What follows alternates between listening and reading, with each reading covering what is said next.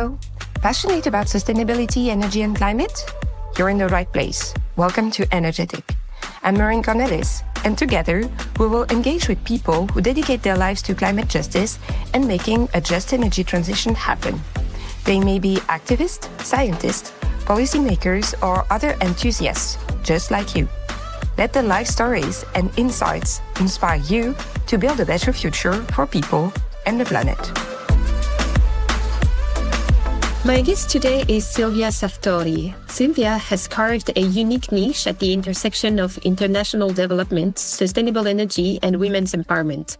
Her journey is marked by significant contributions across Asia and also sub-Saharan Africa, where she's been instrumental in implementing a range of initiatives focused on environmental sustainability, entrepreneurship, and innovation. She spent several transformative years in China, and her work extend to Japan, Bhutan, Myanmar, and broader Asian regions. Between 2021 and 2022, Silvia also led the Women's Economic Empowerment portfolio at Energia, an international network dedicated to gender and sustainable energy. Here, she spearheaded initiatives to bolster women's role in the energy sector. Following this, she embarked on a pivotal assignment in Central Asia with the Organization for Security and Cooperation in Europe, focusing on elevating women's economic standing in the renewable energy sphere.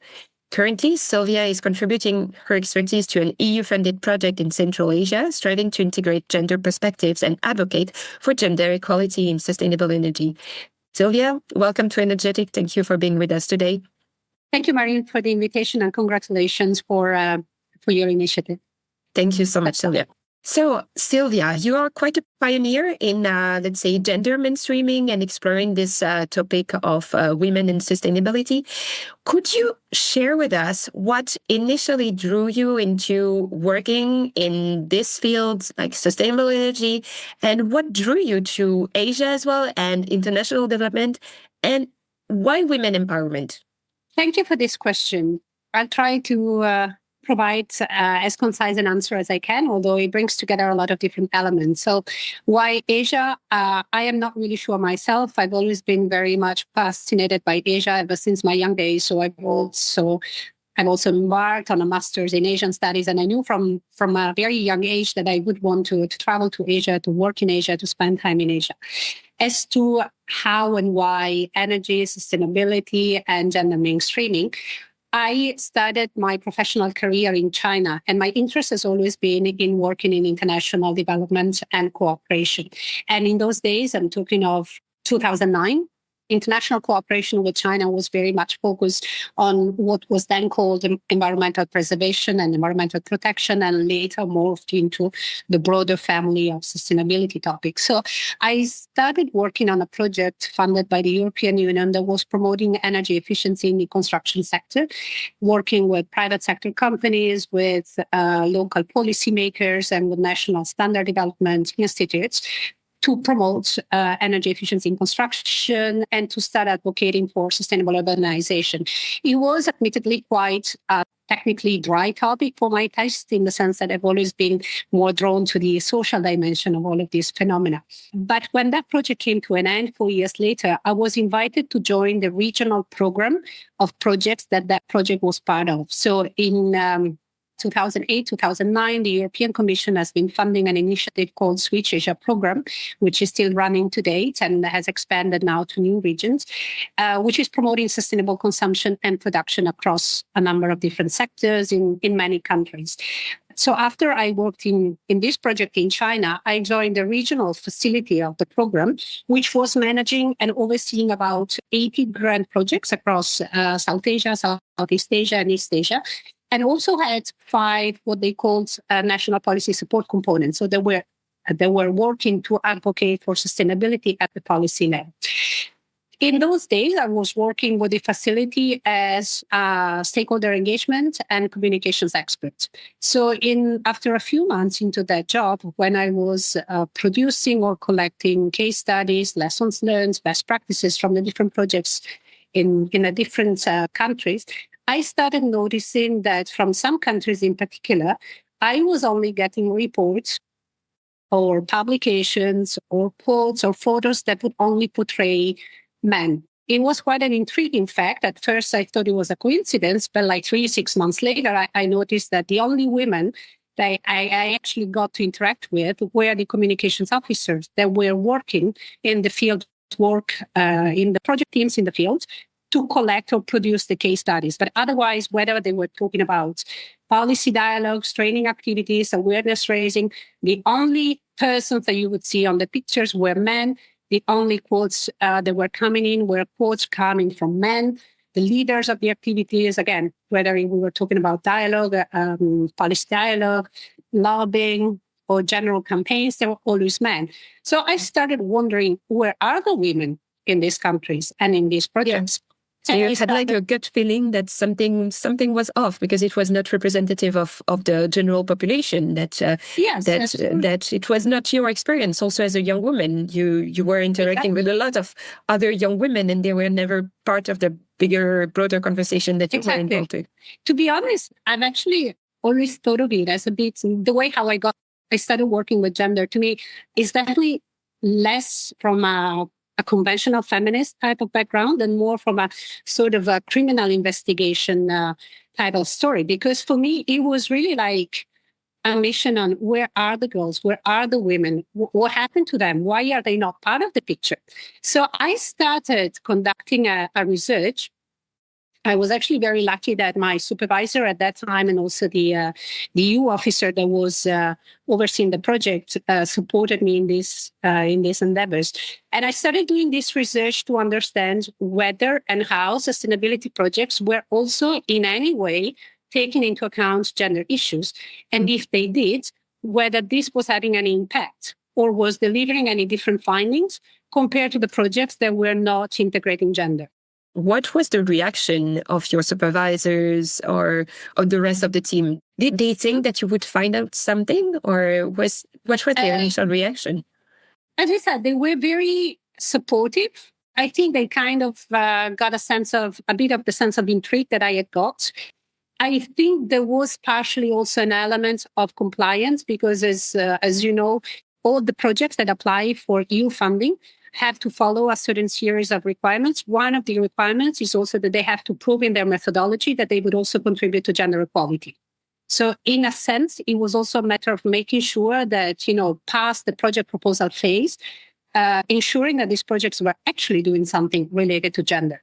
So I am not exactly sure of the motivations why, but my supervisors were supportive of my endeavor and research. As to the project teams themselves, who I then started approaching, and we're talking of 60 to 80 projects. So it was a really large amount of teams scattered across 3 regions.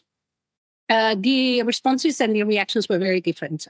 Most of them were like, hello, why are you asking me this question? What does this have to do with, a lot of them were working, for instance, on bringing new technology to make a given production process more efficient.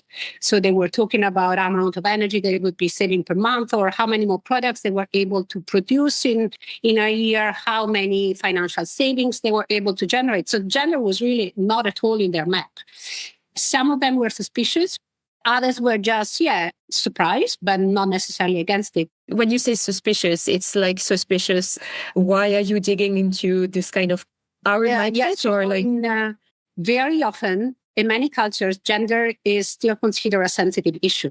And it can be very easily misunderstood in the sense that you might be bringing up that question maybe to touch upon other issues or maybe to investigate on, human rights, or you might be questioning their methodology or their expertise, their capacities and their experience running a program. Very often these projects were run or led by, very experienced engineers who had maybe 30, 40 years working as engineer in that sector. Of course, most of them being men. So they never really had made the connection between their work on enhancing a given machine and gender. So they really didn't see why I was bringing this up. They thought it was just an additional burden on them, something that they had to work out.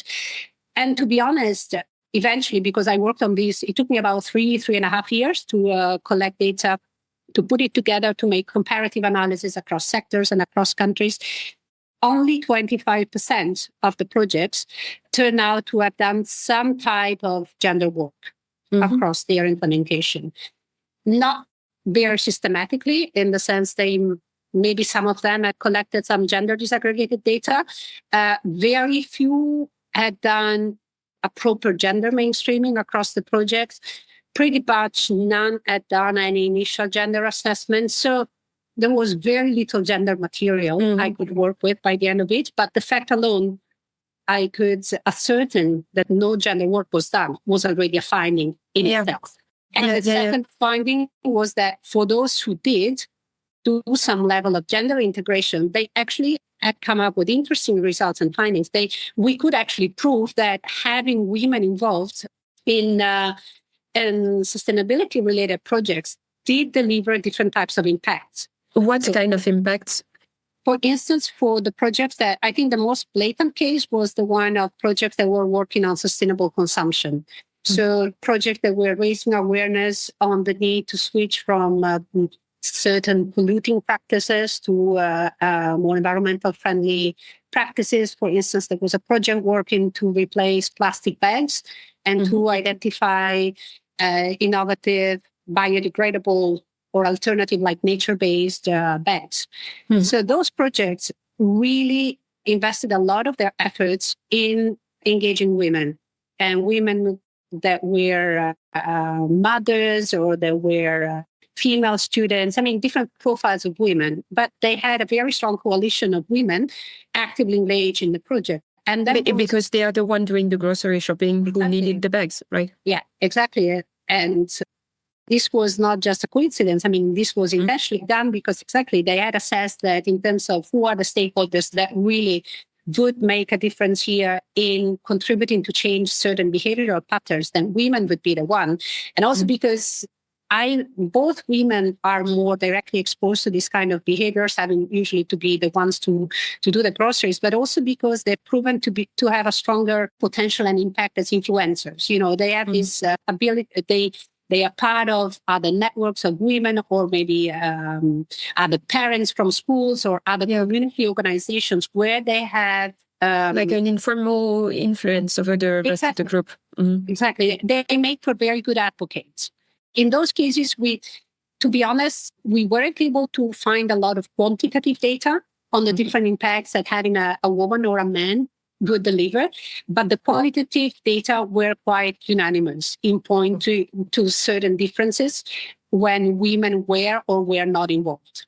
So after that experience, that saw me engaged in this research for about 4 years. Eventually, the research got published in the EU bookstore.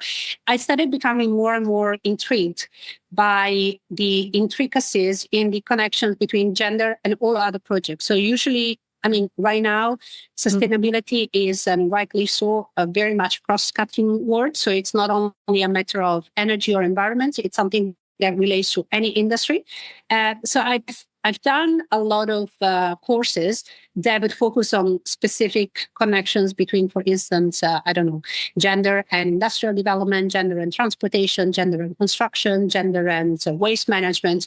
And I've become very passionate about this topic and about helping organizations and projects that work on a specific sustainability-oriented objective to make sure that they embed gender, and not just as a separate standalone activity, but as a core element of the project design from its initial stage. So you just explained that the results can be different if you really take into account gender aspects, but how in practice do you make sure that gender is an essential component and not only a box that is ticked by the project managers, coordinators, by the project itself? So in order to be able to do this more effectively, ideally, gender is something that is taken into account or has to be taken into account at the very inception of a project design. So in the same way as you start thinking of your budget or of your staff or the team that you want to put together when you launch a project, you should also start thinking about gender. And the very first step would be to conduct an assessment of what is, as of now, the situation related to gender equality in that sector, in that country. So you run a diagnostic based on which you can then identify what are the gaps, what are the challenges, but also what are the entry points, what are the allies that you should engage. And based on that, this is what we call gender analysis or gender assessments. Based on that, then gender should be mainstreamed into the project log frame or the project work plan, whichever way you want to call it. And this means practically looking at each of the different objectives, indicators, and activities of a project and try to see for each of them what are the implications and the entry points from a gender perspective. So if you have a work package, for instance, on promoting access to green finance, the question would be, as of now, how many of the, for instance, the entrepreneurs that would apply for green finance are men and how many of them are women?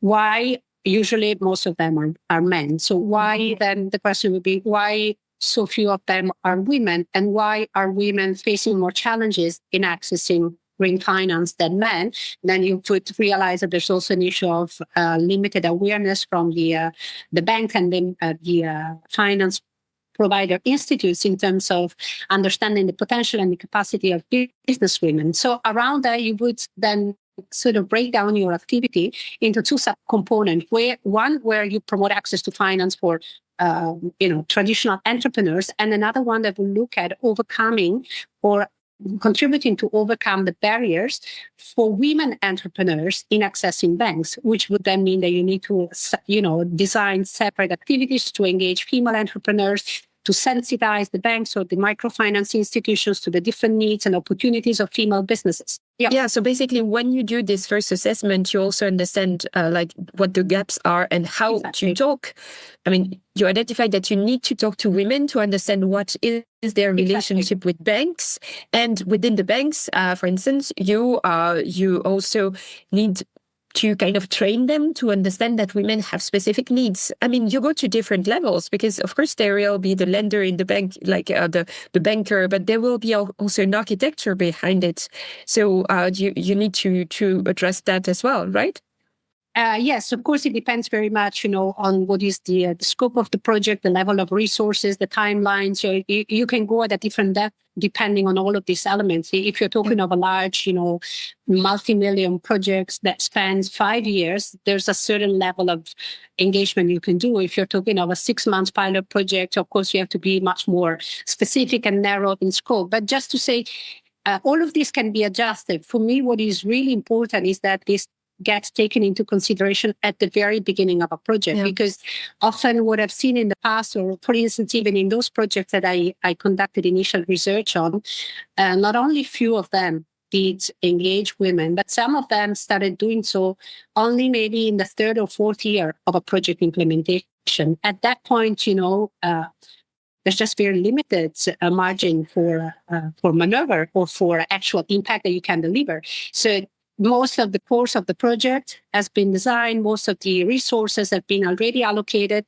to other activities, to other types of expertise. So your potential for intervention is very limited. Whereas if you factor it in from the very beginning, you can make sure that you have enough time, you have enough resources. And when I'm talking of resources, I mean also in terms of expertise within the teams, the implementing teams themselves. So I'm happy to see that now. I mean, that research I did was done between 2013 and 2017.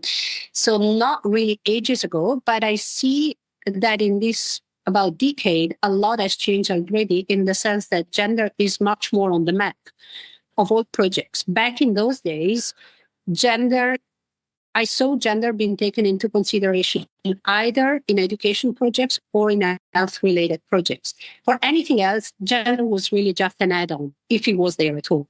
So now it's nice to see that most projects, if not all of them, do imply and require some level of gender mainstreaming, because there's also very different levels of integrations of ambition of integration of gender you can pursue. So this also calls for, expertise within the implementing teams of people who know how to embed gender into their work.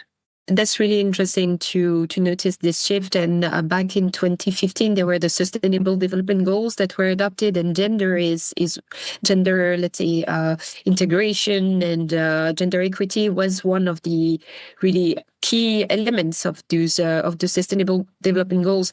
But the gender dimension, as you said, it has always been a part of sustainable development somehow, and or of development in general. So do you have any idea of why it has become so much more visible and so much more important? And I just try to see the big picture as well. And, I know that in the last decade, we had the beginning of the Me Too movement and so on. So it's probably part of a bigger narrative somehow around gender equity and more women in the workforce and so on. But what is really your view? And maybe you have kind of a specific example or ideas of certain leadership that has brought to taken gender way more into consideration in more specific ways and meaningful ways. Yes, I fully agree with that. And I had very similar reflections when I was completing that research in 2017, because when I had started it just in 2013, as I said, when I was approaching teams or different partners to talk about the nexus between gender and sustainability, most of them were very puzzled. Some of them even annoyed by the question. That gender was really not on the map. And I remember a few months before the end of that project, when I had just published that study, I joined a conference. I think it was in Brussels, but it was organized by International Trade Center. Okay, so trade, business, competition. And it was precisely about international trade and women. So again, a connection that you would not typically see much of before. And I actually asked that same question during the Q&A time. And I said, why are we now starting to see gender coming up kind of everywhere? Whereas until a few years ago, it was really not under the radar. And they told me, they weren't sure themselves, but they said, well, maybe it's because there are many more female leaders worldwide right now. So they are pushing the agenda. They are, raising the visibility and highlighting the need for this, because before, when the global leadership was almost exclusively male, maybe there wasn't just that type of sensitivity or that level of urgency. But now they mentioned Miss Merkel, they mentioned Hillary Clinton. I remember this panelist, giving me a few names and said, maybe the fact alone that these women are there now explains why. So I still think that might be possibly the most valid reason. And then, as you said, other international movements about gender equality. And I'd like to add that when I work on gender mainstreaming, so initially it was very much, of course, about girls and boys, men and women, but in fact, it has also progressed in the sense that it's gone beyond women and men only. And now the term is rather, Jessie, gender equality and social inclusion. So when I work on mainstreaming gender, in fact, I also try to take into account social inclusion, which is per se another very vast pocket of considerations, because it basically means looking at all other groups within a society that have different elements of vulnerability. So this could be... So it's a very intersectional approach. Exactly. Yeah, exactly. Okay. It includes people with disability, ethnic minorities, religious minorities, people from other level of vulnerabilities like refugees, unemployed. So, it can really unfold in a lot of very different directions. Yes, we had a conversation exactly about this topic a few episodes ago. I encourage our listeners to listen to the conversation with Joshua from Pride in Energy in the UK that was really talking about gender discrimination, but also sexual orientation discrimination. It was more in the workforce. And how do you make sure that actually people with different sexual orientation still feel that they can contribute and feel that they are at the right place. And what I really found really interesting with this approach is that you see that as for gender mainstreaming, it doesn't have to be like a box you tick, like, okay, we tick the box of diversity, but it's a core component of what we are trying to do.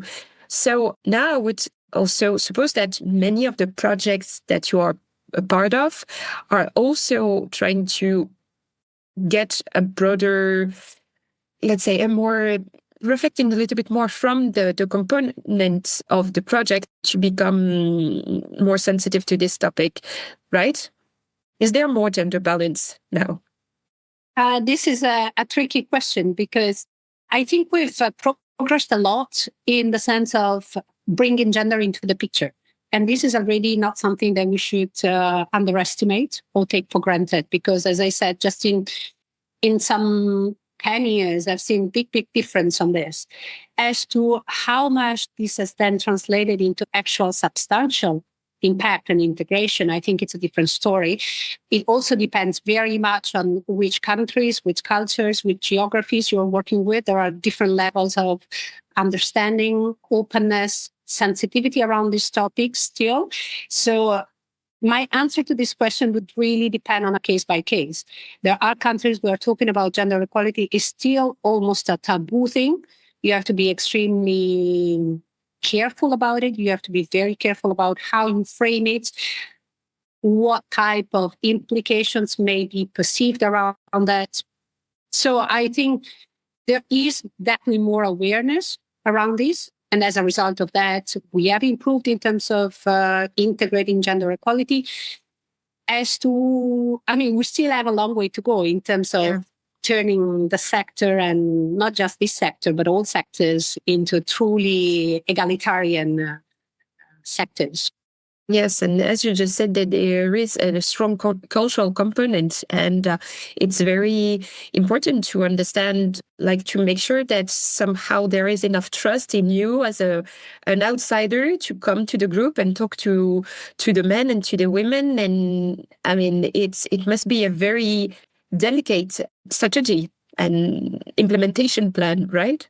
It is. But that's also what I find very fascinating, because you're really sort of stepping into a very authentic local environment with all the sensitivities that come with that, you know, the easier and the less easy parts of it. I always like to work in partnership with local colleagues. I find that they are absolutely strategic in navigating the cultural sensitivities, in understanding what is appropriate, what might not be appropriate.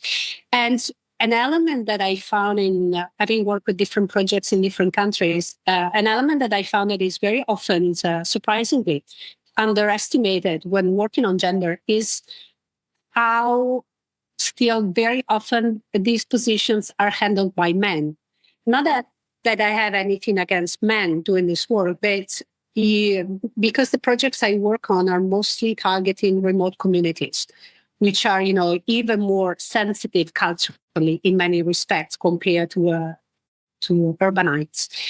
In those cultures, you have to be extremely, but that would probably apply in many of our societies here as well. When you are interviewing women, or when you're trying to engage women and promoting a different product or a different type of behavior, the fact of having a male interface makes a big difference, and not necessarily an helpful one, because women feel less comfortable in speaking up. They start becoming a bit suspicious about the reasons and the motives behind that engagement or that invitation to engage. Whereas having a female counterpart make them feel much more comfortable. It creates an atmosphere of sisterhood and allows you to unpack elements of community behaviors that can then become really strategic entry points and triggers to promote change.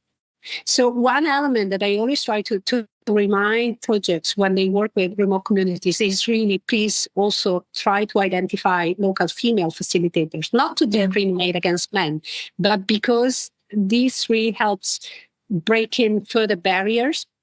So you are saying that it's you need to find build bridges. You need to find somehow ambassadors that can really help you navigate some of the cultural aspects and some of the things that remain unsaid, because that's also experience that teaches you how to understand like all the nuances of a culture, and that you can't impose a solution on something. And I mean, I have like in mind the specific example of the cook stoves. So I know you have worked a lot on cook stoves. Can you tell us a little bit more about that?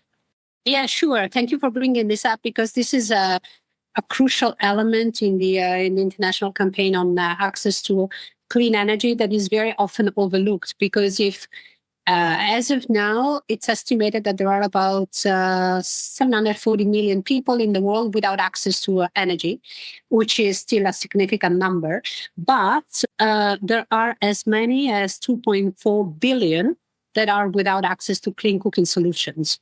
And you can very well imagine who most of these people are. I mean, if not all of them, they're primarily girls, women, and all those who are in charge of cooking, boiling water, and handling domestic chores. So this is a huge problem, which has also very severe health repercussions. The WHO estimated every year there are almost 4 million premature deaths due to the lack of access to clean cooking fuel. So we're talking of women primarily that die because they inhale hazardous smokes emitted by these inefficient stoves. And 4 million are dying. But on top of that, there's a lot of others who develop lots of other conditions, from eye infection, skin irritations, respiratory problems, again, due to the stoves that they use. So even only, quote unquote, from an health perspective, it's a huge international priority, or it should be. And it also has very severe implications on women's life, because the women that basically are using cow dung, firewood, or biomass because they don't have clean cooking solutions, they're spending hours every day having to go and fetch this alternative fuel. So, of course, the hours that they spend for this are hours that they cannot invest into, income generating opportunities or education or even their own leisure. And also is a significant physical burden for them, because especially now with climate change, deforestation, they have to walk further and further to fetch firewood. They have to walk kilometers with this heavy weight on their shoulders. So it's really an international emergency, or it should be an international emergency that has really significant repercussions on any dimension. So clean cooking, alternative and more efficient stoves have tried to be promoted in different regions by different counterparts in the course of the years. And as you said, we've seen a lot of examples that didn't really take off because the alternative solutions were designed by foreigners, sort of pre-designed, pre-packaged, delivered, thinking that those were the most suitable and perfect solutions for the locals.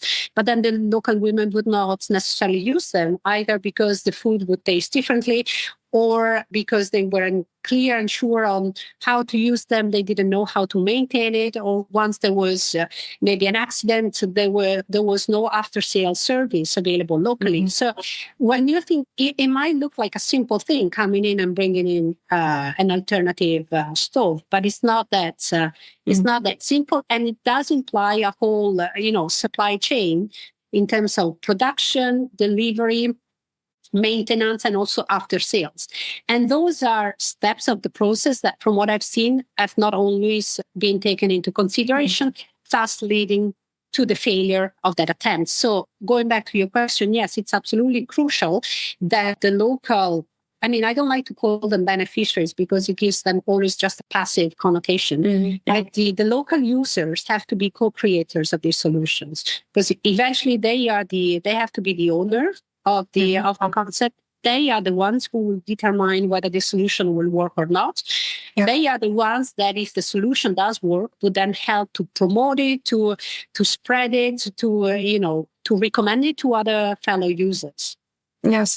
So that's where it's sounds extremely important that they are presented with different solutions that they can build, that actually matches exactly with their needs. And I remember a few years ago, one of the speakers at the Energy Poverty Action Week, International Energy Poverty Action Week, of which I'm part of the coordinators of this initiative, he said, for instance, that in his community in Nepal, some people came with like cook stoves that were for the whole community. Like they were expecting the community to cook together, but in the culture he was working with, or maybe it was even his family, I can't remember very well, but he said that never took off because we all cook individually in our home. So that was something that was totally top down, that of course no one ever adopted and no one ever learned how to use it. And so it became one of the good ideas that are actually not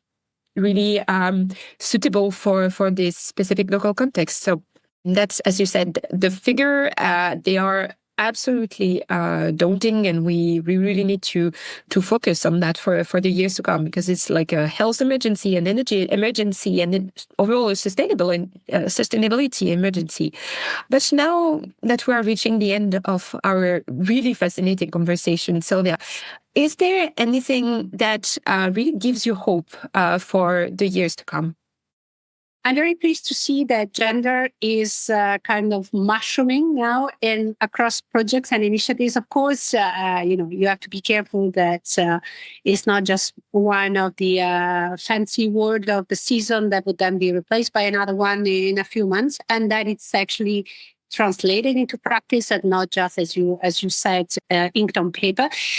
But I'm also equally happy to see that in addition to this, there are more and more initiatives that also contribute or try to promote wider engagement of girls and women in the energy sector. So we haven't had much of a chance to discuss this yet, but the energy field is one of the most male-dominated sectors worldwide. So one parallel challenge is that to try and attract a wider female workforce in the sector, both in terms of qualifications, so promoting wider enrollment of girls in STEM disciplines, but also making sure that once these women are qualified, they're actually enabled to work in that given technical position in the sector. Because if it's true that the STEM disciplines are proportionally overrepresented by men, it's also true that there is already quite a good number of women who are pursuing those studies, but then many of them are not able to land